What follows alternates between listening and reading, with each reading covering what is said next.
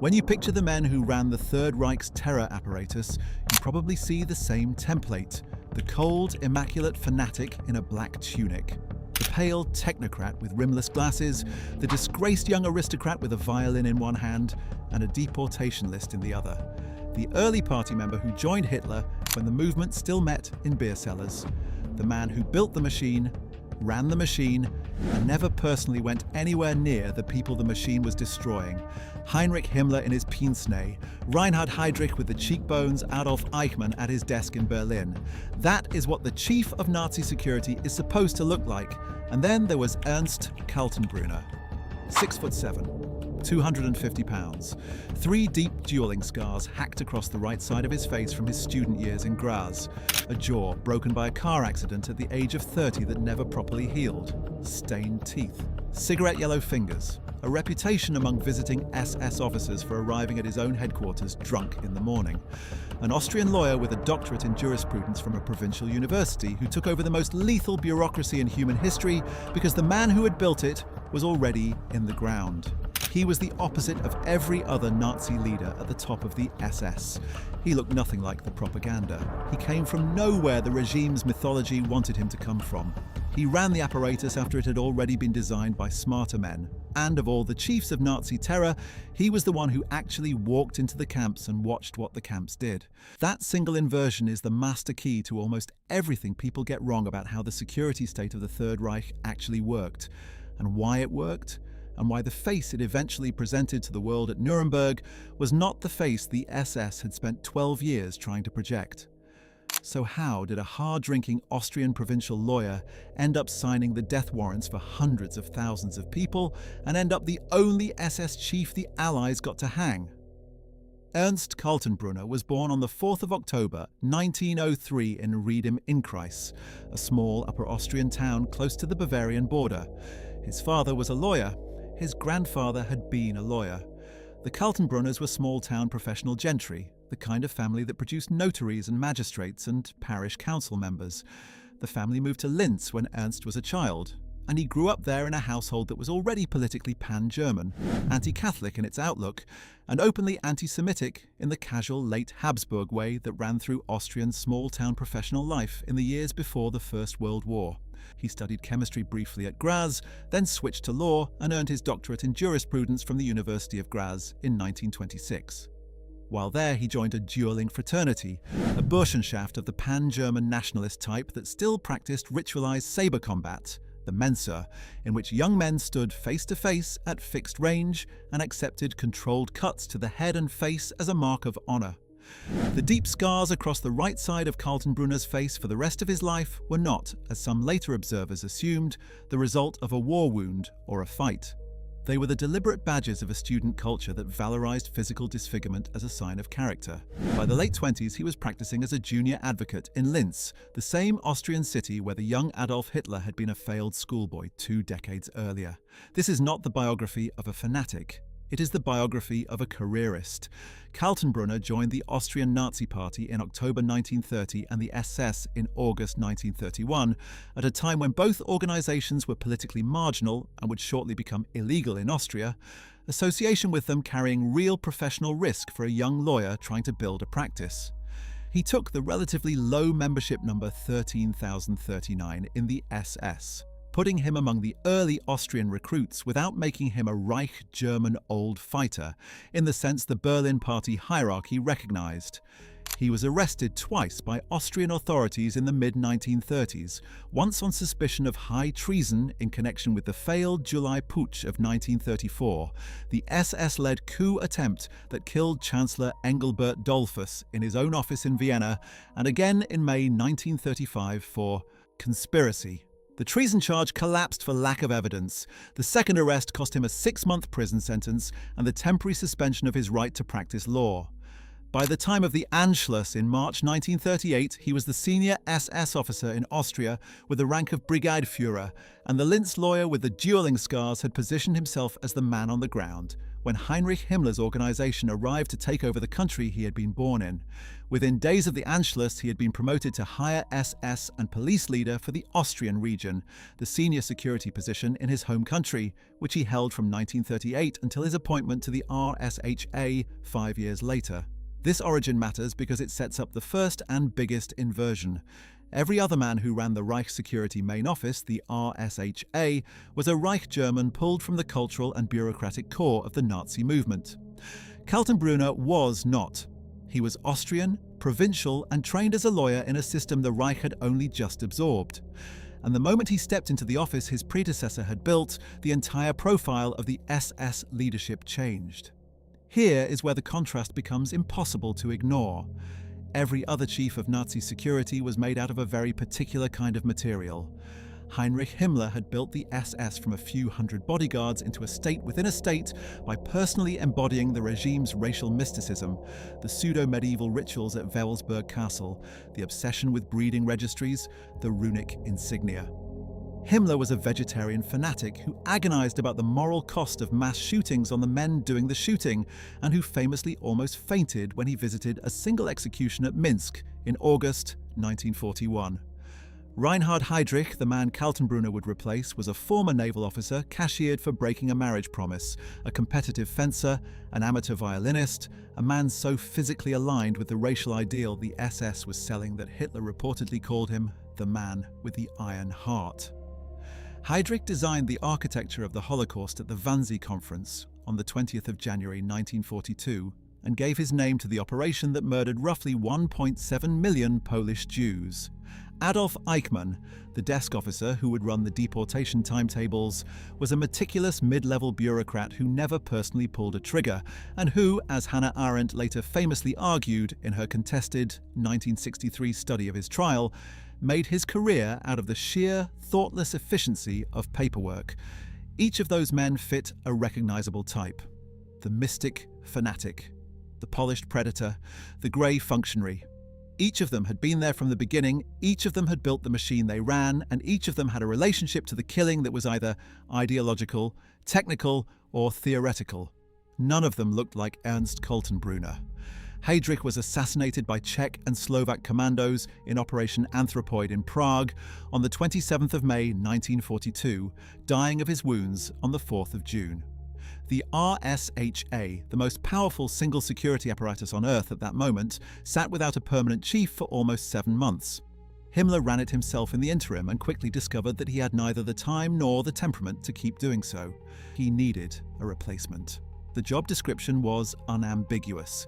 It required a man who would not threaten Himmler personally, who would not be too clever or too charismatic, who would not develop a power base of his own inside Berlin, and who would do what he was told. On the 30th of January 1943, on the 10th anniversary of Hitler's appointment as Chancellor, Himmler named Ernst Kaltenbrunner the new chief of the RSHA.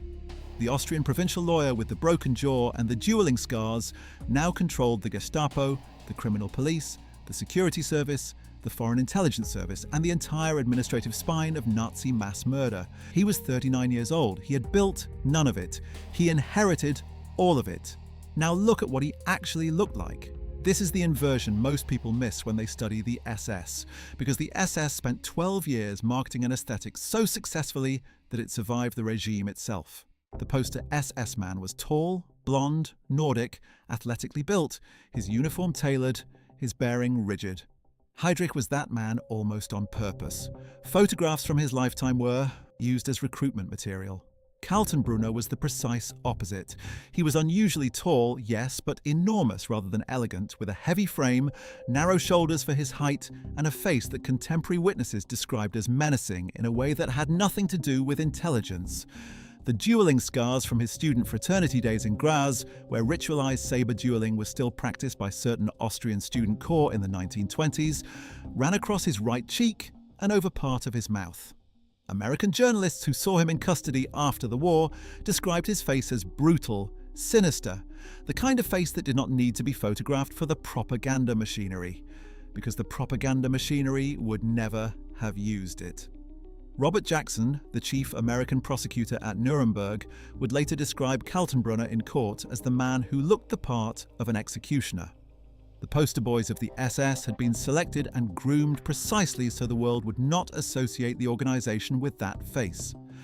And then, in 1943, that face became the SS.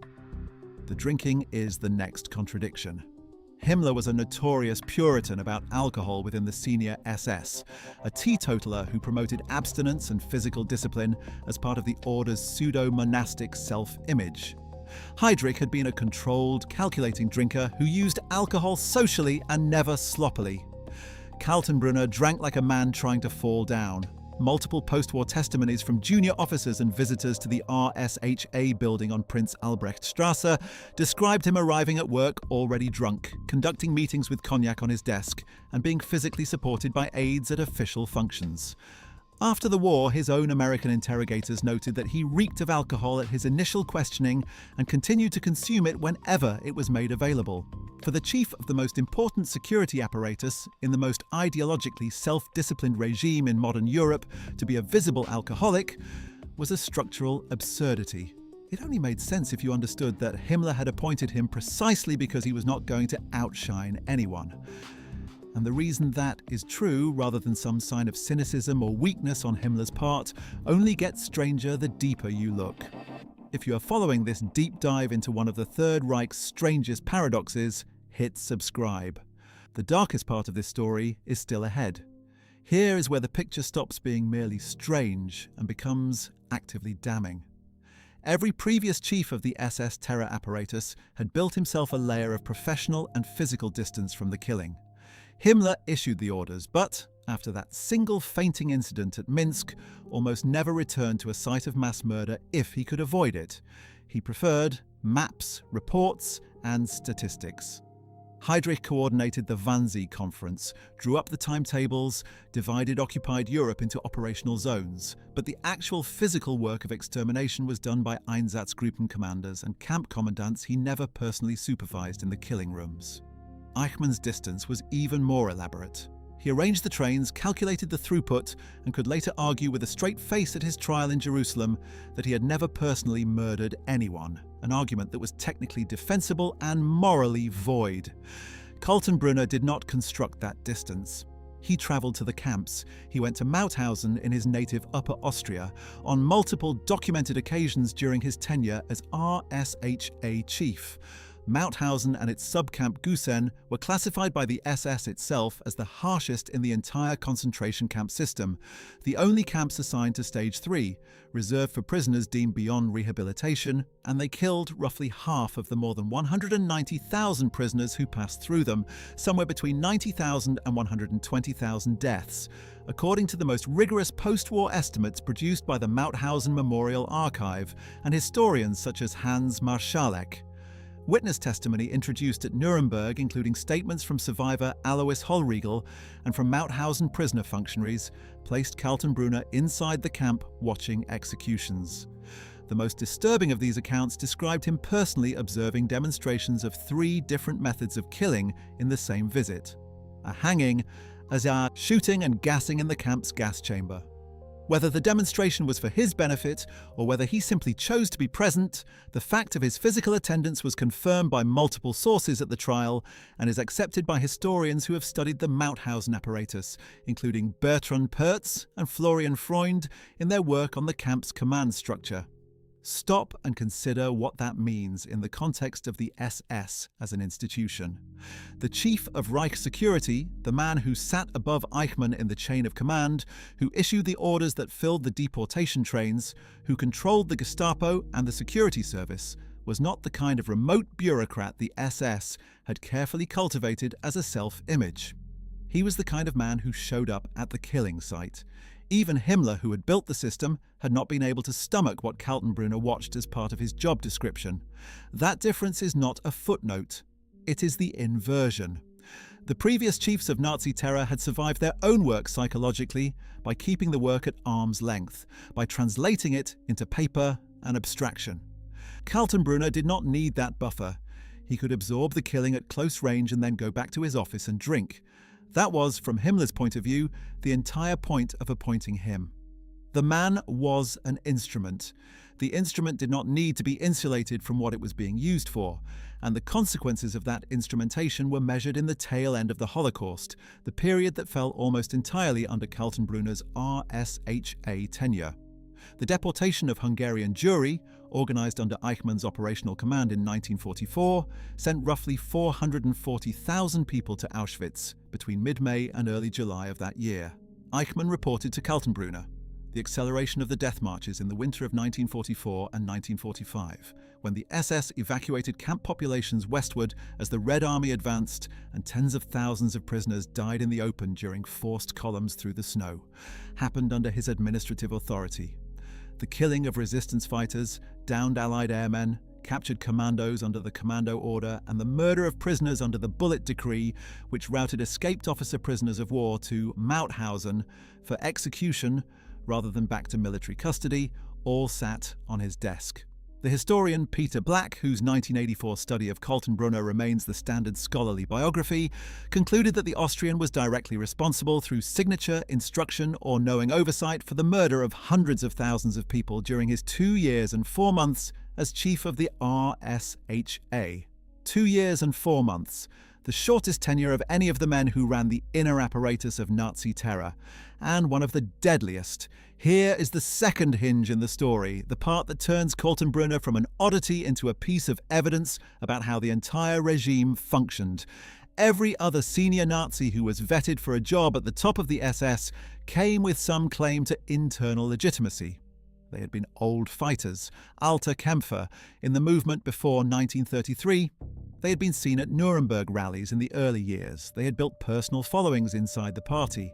Kaltenbrunner had almost none of that. His pre-1938 work had been confined to Austria, where the Nazi Party was an illegal organization that mainstream Reich figures regarded as provincial and slightly disreputable. He had no Berlin power base.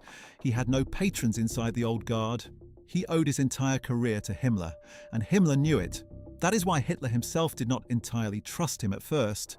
Hitler had viewed Heydrich as a rising figure, perhaps even a future challenger, and Heydrich's death had removed an internal rival before any conflict had to be resolved.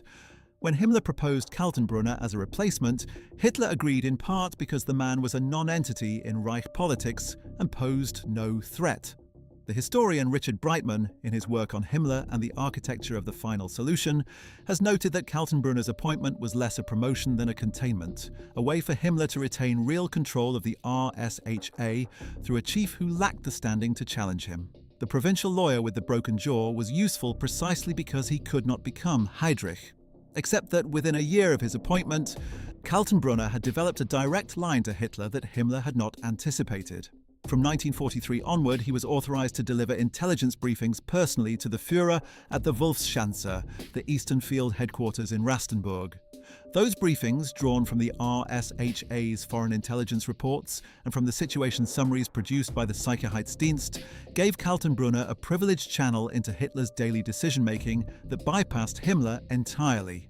The careerist who had been chosen for his harmlessness was quietly accumulating influence by being the person who walked into the bunker with the latest cables. This is the part of his story that complicates the picture of a mere instrument. Kaltenbrunner was not Heydrich, and he never became Heydrich. But he was not a passive cipher either. After the failed bomb plot of the 20th of July 1944, when Colonel Claus von Stauffenberg's attempt on Hitler's life nearly succeeded, and the Reich's internal repression apparatus turned on its own conservative officer class, it was the RSHA under Kaltenbrunner that ran the investigation. Roughly 7,000 people were arrested. Almost 5,000 were executed. The interrogations, including the recorded use of torture in cellars under Prince Albrechtstrasse, were conducted by Gestapo officers reporting up his chain of command. Kaltenbrunner personally interrogated several of the conspirators and wrote daily reports to Hitler, summarizing what was being extracted. Those reports, recovered by the Allies after the war and known to historians as the Kaltenbrunner reports, are one of the primary documentary sources for what the Reich's security apparatus did to the families and associates of the men who tried to kill Hitler. The drunken provincial lawyer was no longer just signing what other people put in front of him. He was producing the documents himself. There is one further dimension to his last 18 months in office that deserves its own examination, because it cuts against the image of Kaltenbrunner as a pure instrument of Himmler's will. From late 1944 onward, as the Eastern Front collapsed and the Red Army moved into East Prussia and the Allies broke into Germany from the west, Kaltenbrunner ran his own quiet back-channel attempts at negotiation with the Western powers, in parallel with and largely independent of Himmler's similar efforts. He used Wilhelm Hertel, the SD officer who headed Austrian foreign intelligence within Section 6 of the RSHA, as an intermediary to American intelligence contacts in Switzerland. Hertel, who would later become an important Allied informant and the source of the contested early estimate that nearly 6 million Jews had been killed in the Holocaust, an estimate he attributed to a 1944 conversation with Adolf Eichmann, was sent to make discreet approaches to the American Office of Strategic Services station in Bern, under Allen Dulles. Separately, Kaltenbrunner's people probed the Hungarian channel through which Eichmann's deputy Kurt Becker had been negotiating the so-called Blood for Goods proposal with Jewish organizations, an episode the historian Yehuda Bauer reconstructed in detail in his 1994 book Jews for Sale, and they trailed behind the Italian negotiations that SS General Karl Wolff was running with Dulles under what became known as Operation Sunrise, hoping to graft onto Wolff's progress. None of these approaches succeeded. The Western Allies had already committed at Casablanca in January 1943 to a policy of unconditional surrender, and there was never any real prospect that a man with Kaltenbrunner's record would be received as a negotiating partner. But the fact that he tried, and that he did so behind Himmler's back as well as in parallel with him, is its own piece of evidence about what kind of man he had become by the final winter of the war. The careerist who had been chosen for his pliability was, by the end, attempting to engineer his own personal survival outside the chain of command he had been appointed to enforce. The instrument had developed independent motion. It did him no good. The Allies were not buying. There is one more inversion before the synthesis, and it goes in the direction nobody expects because of how he conducted himself when the regime collapsed and the trial began. The intuition, watching what the other senior Nazis did in 1945, is that men like Kaltenbrunner would have run or killed themselves. Most of them did one or the other. Himmler tried to negotiate a separate peace with the Western Allies in the final weeks, was arrested by a British patrol on the 23rd of May 1945, disguised as a sergeant in the Army's field police, and bit a cyanide capsule in his cheek before he could be properly interrogated. Hermann Göring poisoned himself in his Nuremberg cell hours before his scheduled execution on the 15th of October 1946. Joseph Goebbels and his wife Magda murdered their 6 children and then themselves in the Berlin bunker on the 1st of May 1945. Adolf Hitler had shot himself the previous day.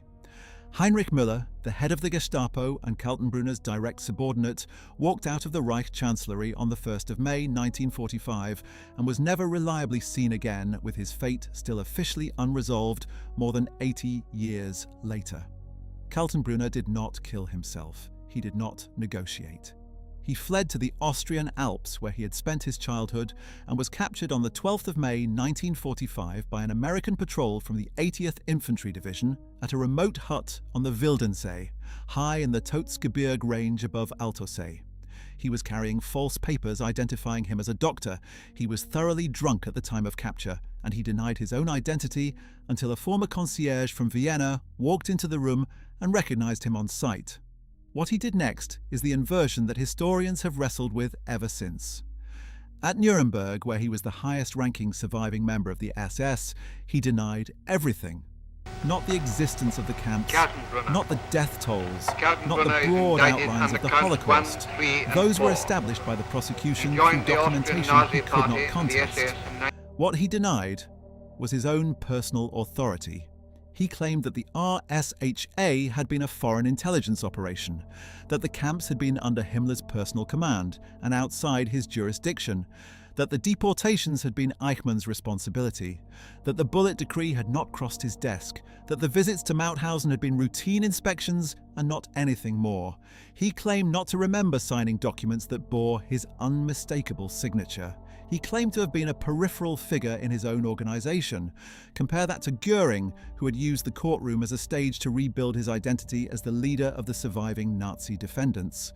Compare it to Speer, who had built an elaborate confession out of partial responsibility and earned 20 years in Spandau instead of a noose. Kaltenbrunner did neither, he denied. Repetitively, blandly, drunkenly when he could get alcohol smuggled to him, soberly and unconvincingly when he could not. He was the only major defendant who attempted a flat denial of his own role, and he attempted it on a record that included his own signed correspondence with Eichmann, with the camp inspectorate, and with Himmler himself. The American psychiatrist Leon Goldensohn, who interviewed the Nuremberg defendants at length during the trial and whose notes were posthumously published in 2004, recorded Kaltenbrunner as evasive, hostile, and physically unwell. The defendant had suffered a brain hemorrhage during the early stages of the trial, which delayed proceedings for several weeks and never fully recovered. Goldensohn described a man who alternated between aggressive denial and physical collapse, who refused to engage with the documentary evidence on its merits, and who clung to a defense that the tribunal openly disbelieved. On the 1st of October 1946, the International Military Tribunal found Ernst Kaltenbrunner guilty on 2 counts: war crimes and crimes against humanity. He was acquitted on the conspiracy and crimes against peace charges on the technical grounds that he had taken office too late to be part of the original planning. The sentence was death by hanging. He was the only chief of the entire Nazi security apparatus across the 12 years of the regime to receive that verdict from a court. Himmler was dead. Heydrich was dead. Müller was missing.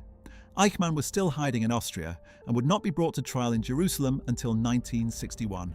Kaltenbrunner, the late arrival, the careerist, the provincial Austrian who had never been the symbol of anything, was the face the world finally got to convict.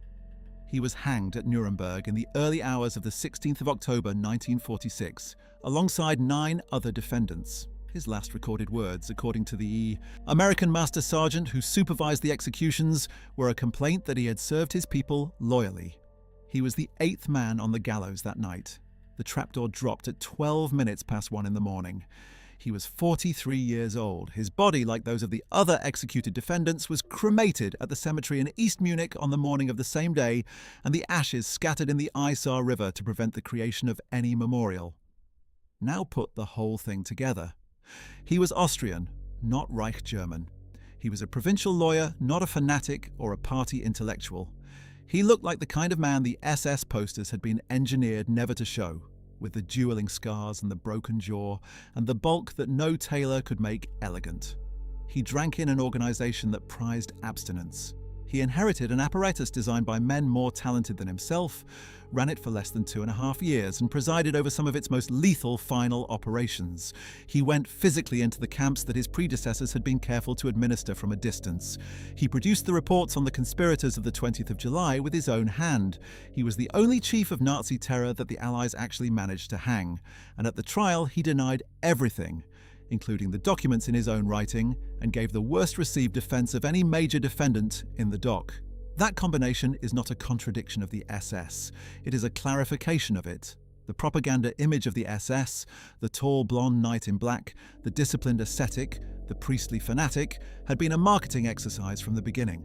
The actual machinery of Nazi terror did not need a fanatic at its head to keep functioning. It did not need a polished aristocrat. It did not need a true believer at all. What it needed, by 1943, was someone willing to absorb the close-range work and produce the daily output. The historians who have spent their careers reconstructing the inner workings of the RSHA, including Peter Black, Michael Wilt in his definitive 2002 study of the leadership core of the RSHA, and George Browder in his work on the Gestapo and SD, converge on the same uncomfortable point. The organization did not collapse when Heydrich was killed. It did not lose efficiency when his replacement turned out to be a drunken provincial lawyer with a face the posters would not have used. It kept killing at scale until it was physically dismantled by the armies of 3 other countries. Kaltenbrunner is the proof of that. He was not the architect. He was not the visionary. He was not the Iron Heart. He was the man Himmler picked precisely because none of those things were necessary for the work to continue. And the work did continue. And the work killed somewhere between 200,000 and 300,000 additional people during his short tenure at the top of it. So here is the question to leave on.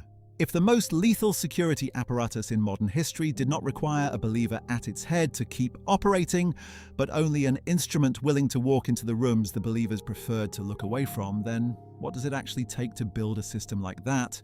And what does it actually take to stop one? If Ernst Kaltenbrunner is the SS without the mask, the SS as it really was rather than as it advertised itself, does that change how the entire institution should be remembered? Leave your answer in the comments. Thanks for watching. If you found this video insightful, check out our other deep dives into the hidden history of the Third Reich. Like this video, subscribe, and hit the bell so you never miss what we uncover next.